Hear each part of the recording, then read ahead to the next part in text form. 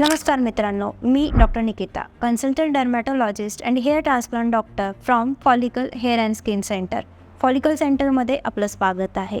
बाळनेसची समस्या आजकाल खूप कॉमनली दिसून येते. ज्यावेळी तुमचा बाळनेस हा अँड्रोजेनेटिक ॲलोपेशियामुळे असतो, ज्यावेळी तुमचा ग्रेड ऑफ बाळनेस खूप जास्त असतो, हेअर रूट्स पण अवेलेबल नसतात, अशा वेळेला मेडिसिन, PRP, लेझर वर्क करत नाहीत.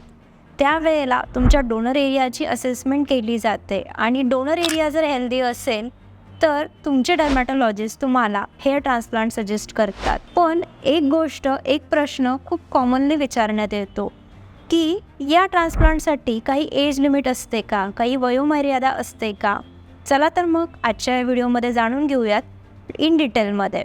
जेव्हा तुमचे वय जास्त असते, म्हणजे काय 55-60 वर्ष वय असतं, पण तुम्ही मेडिकली फिट असता, तुमचा डोनर एरिया हेल्दी असतो, तुमचे हेअर रूट्स पण हेल्दी असतात, अशा वेळेला आपण हेअर ट्रान्सप्लांट प्लॅन करू शकतो. त्यामध्ये एज हा फॅक्टरमध्ये कन्सिडर करण्यात येत नाही. पण जेव्हा तुमचं वय कमी असतं, जसं की 18 वर्ष, 20 वर्ष, आणि तुमचा हेअरफॉल हा ॲक्टिव्ह असतो, म्हणजे अजूनही तुम्हाला हेअरफॉल होत असतो, इन शॉर्ट म्हणजे काय तर तुमची हेअरलाईन ही फिक्स्ड अथवा इस्टॅब्लिश झालेली नसते, अशा वेळेला हेअर ट्रान्सप्लांट हा ऑप्शन योग्य ठरत नाही, बेस्ट ठरत नाही.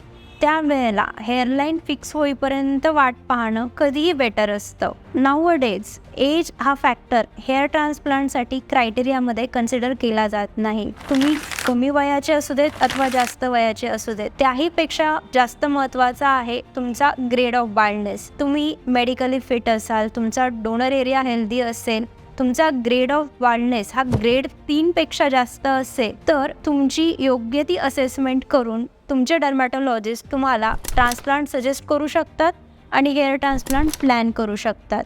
तुम्हाला अजून काही शंका असतील, प्रश्न असतील तर आम्हाला नक्की कॉन्टॅक्ट कराल. धन्यवाद.